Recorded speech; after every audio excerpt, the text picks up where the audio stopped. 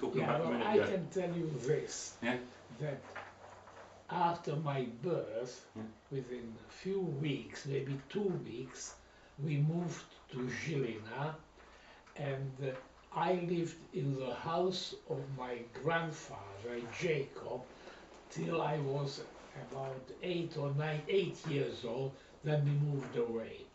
Now the house in Žilina was in the street called Jana Milca, number 6, and it still exists. Have you been back there? Pardon? Have you been back there? I went back there with Adam 5 years ago, and we saw the house, which is now a garage. They're repairing cars there. Unfortunately, we didn't go in. We should have gone in and had a look around, but the house was slightly changed. And basically, it was in a U shape. And the back was the house where we are living. Downstairs was a workshop, and my father was the boss of the workshop, for the simple reason that my grandfather Jacob was more interested in playing cards than working on the workshop. And father employed maybe 5 or 6 people there, and they were manufacturing anything which required manufacture in iron or in steel. So how did they get the skills to do that? Grandfather was an engineer, and he was a very skillful engineer, because in those days they couldn't buy, or at least they could buy things like drills, but he was making his own drills. He took a piece of iron or steel, he heated it up in the forge, then he hammered it into shape, then when it was hot, he plunged it into water to harden it, and then he cleaned it up, and then he heated up a little bit to temper it, and that was a drill. And they were manufacturing things like special windows made in steel, doors made in steel, railings, balustrades, and things of that nature. The skill was passed from father to son. When my father was 16, he left school, and he went first of all to Berlin, where he learned German, and he learned also these various skills. So what year was your father born? My father was born in 1895, and my mother was born in 1899. Your grandfather, 1896. was born in 1890. My father was born in May 95. Your father was born December. in November. December the 9th. So December, they're only 18 months apart. that's right. December 96, and he was followed by Ferci, who was born in 99, I think, and then Armin and Vilo. The oldest of the siblings was a girl. Her name was Mariška, and she married Vilmos Links, and they had 3 daughters, Ruženka, Editka, Elinka. And was Vilmos, was he an engineer as well? Who? Vilmos Links, was he a... No, Vilmos Links became a clerk in a factory manufacturing cloth, in a weaving factory in Žilina. And although he was a clerk, the social packing was that the dirtier the job, the lower the status. So my parents were really very low. The lower below us was a cousin of my father, who was a cobbler. And I remember seeing him, and there he was sitting and repairing shoes. And he had a special technique. They were using wooden nails to get the sole to the uppers of the shoe. And he used to take a handful of these wooden nails and threw it into his mouth. And then as he needed one, he was spitting it out and hammering Do it. you remember what his name was? His name was Stein, but I don't know his first name. He was a very nice guy. I used to go there, I used to sit there, and he used to repair the shoes. So you were telling me a minute ago that lots of different family members lived in this house. Yeah, now in this house, as I said, was a U-shape. On the right-hand side downstairs were living the grandparents. Mm. That's Jacob and his wife Cecilia, whom he used to call Tsilka. Mm. Above them were the two uncles, Vilo and Arvid. They were bachelors. On the first floor were the Lynx family, and we were living in the attic. But because Uncle Vilmos was a clerk, he had a steady income, which my father and the grandfather did not have. He could afford to move into a flat, and he was living in a flat, and then we moved down and lived there. So this house was rented? Now, this I don't know. You see, I thought that the house belonged to Jacob. Mm-hmm. And a few years ago, I received a letter from Žilina or from Bratislava, from a ministry that the Slovak government put aside a huge amount of money to compensate people who lost the property. Mm. So I wrote to them, I said, unfortunately, I have no documents and I don't know any details, but I think that the house belonged to my grandfather. Anyway, they made inquiries and they wrote back, no, it didn't belong to me, it was rented, so I have to accept it. I think that this was correct, because otherwise my father or your grandfather would have made some inquiries about it. You're saying that they weren't that well off. No, they were we were very poor. You know, it was always hand to mouth.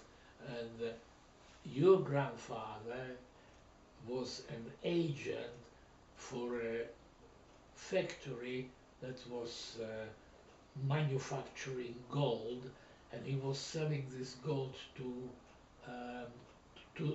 dentists in the area he was traveling. So he didn't have the practical skills.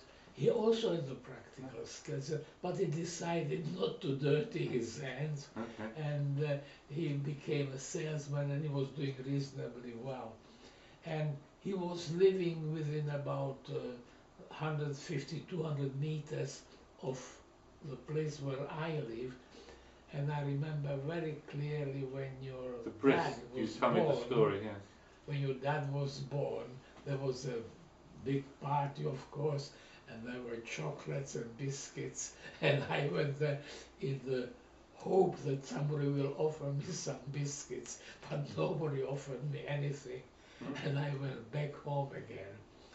And we were living there till 1929, I think.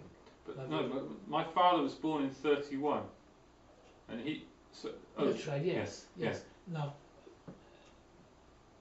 I know he moved to Prague when he was 3. That's right. Yes. Let me just think it out. And I forget the details. But anyway, I must have come on holidays or something when your dad was born, because in 31 we were already living away. There came a point when there was no work whatsoever.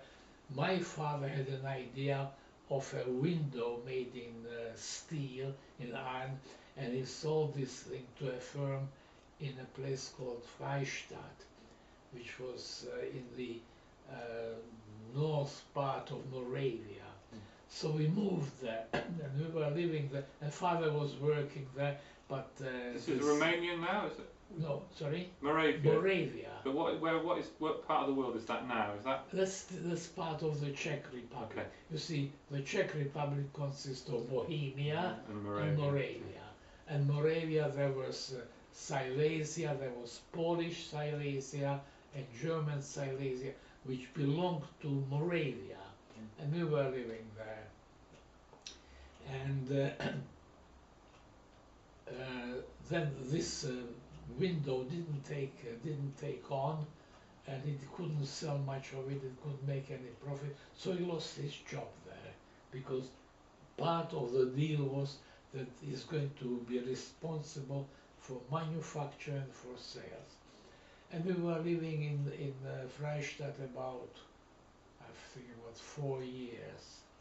And then in 1934, we moved to Prague. And everyone moved to Prague, or Sorry? did everyone move to Prague? We moved, you see, what happened was Uncle Ferci was a dentist, Yes. and he was the rich man of the family. And he said to father, look, I got very good connections in Prague. If you come to Prague and start manufacturing, again, windows and doors and railings and all the metal parts which are needed for a building, I got contacts with the architects who are responsible, and you can make a living there. So we moved to Prague, and your grandfather came also with your father. How- Can I take you back a minute? Yeah. How did Ferci become a dentist? Ferci- It must have been yeah, expensive to do Yeah, that. Ferci came to the conclusion that we were extremely poor, and there was no way of getting out of this poverty while we are being schlossers, engineers like that. And he said he quite consciously decided to marry Mitzi, who was his first cousin. Yeah. And her father, Mitzi's father, promised Ferci that he will finance him to study medicine. So Ferci decided to become a dentist because it was also a part of a medical degree in Czechoslovakia, and it was the shortest degree. And within 4 or 5 years, he became a dentist and started earning what was for us then serious money. And he was in Prague, and he had contacts with his various architects, and I remember there was one architect called Kotas, and Kotas was responsible for a huge building which was financed by an Italian company, something di Securta, Adriatica Riunione di Securta. That was the name of that company. It was an insurance company with plenty of money, and they built a huge block of flats, and father managed to get the job. So that was the beginning. And then later, and by that time, you see, all the brothers were working together. Father, your father, Vilo and Armin, they were all skilled engineers. And they all pulled together. They weren't all earning a fortune, but they were earning better than in Žilina. So this was working for another employer? No, this was working for them. You see, they started this business, and then I forget now the name of that company, but I know the second company which they formed was called Arvigo. A-R for Armin, V-I for Vilo, and Go for Goldstein. My father had a propensity for doing that sort of thing. That's right, yeah. yes. And they were manufacturing tubular furniture. They bought a machine which bent the tube. They manufactured mattresses, which was a different design to what it's today. And they were prospering reasonably well. And then they started also manufacturing items for window displays. So for example, if a shop was selling ladies' underwear or so, they made sort of a metal part where the underwear was displayed.